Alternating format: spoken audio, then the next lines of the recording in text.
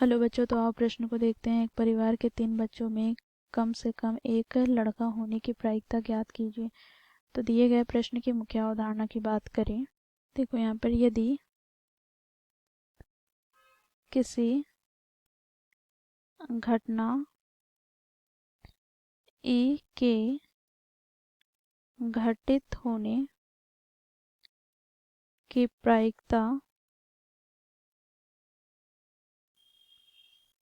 को हम पीई से प्रदर्शित करें तो पीई बराबर हो जाएगा ई के अनुकूल परिणामों की संख्या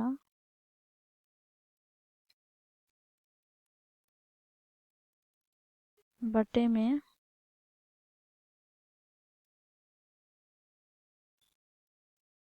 कुल संभावित परिणामों की संख्या।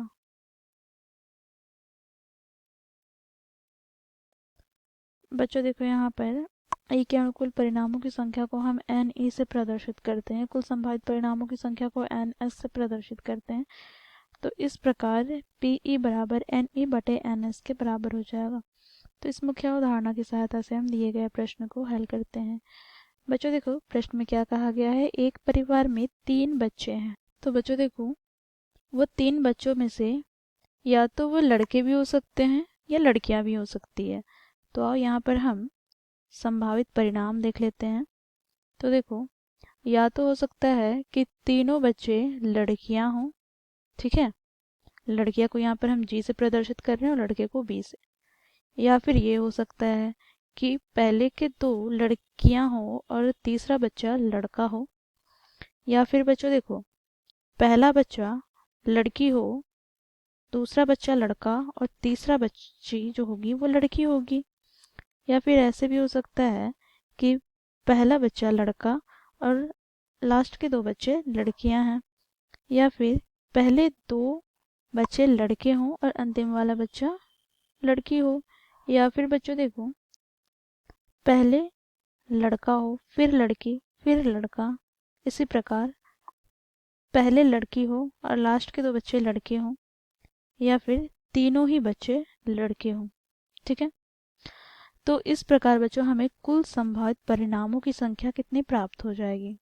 तो ये हमें प्राप्त हो जाएगी 1 2 3 4 5 6 7 8, है ना। अब बच्चों यहाँ पर हम मान लेते हैं, माना घटना ई बराबर कम से कम एक लड़का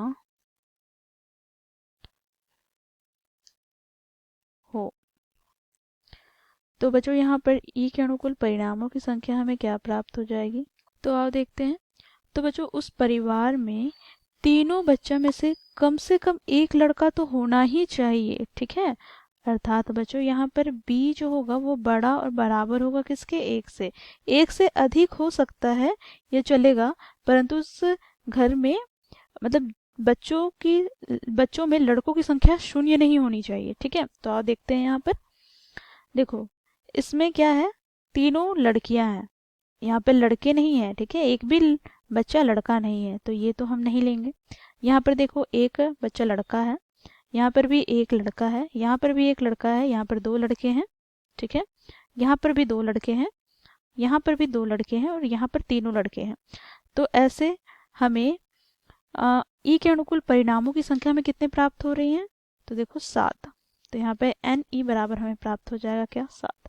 अब बच्चों इसकी हमें प्रायिकता ज्ञात करनी है, तो कम से कम एक लड़का होने की प्रायिकता को हम पी ई से प्रदर्शित करें तो पी ई बराबर हो जाएगा एन ई बटे एन एस के मुख्य अवधारणा की सहायता से। तो बच्चों यहाँ से हमें एन ई का मान हम लोगों ने क्या ज्ञात किया है, तो एन ई का मान हम लोगों ने ज्ञात किया है बच्चों 7, देखो यहाँ पर। और बटे में एन एस का मान हो जाएगा 8। तो इस प्रकार बच्चों उस परिवार में कम से कम एक बच्चा लड़का होने की प्रायिकता हमें प्राप्त हो गई 7/8। तो ये हो जाएगा हमारा दिए गए प्रश्न का उत्तर। आशा करती हूँ आप लोगों को यह प्रश्न समझ में आया होगा। धन्यवाद।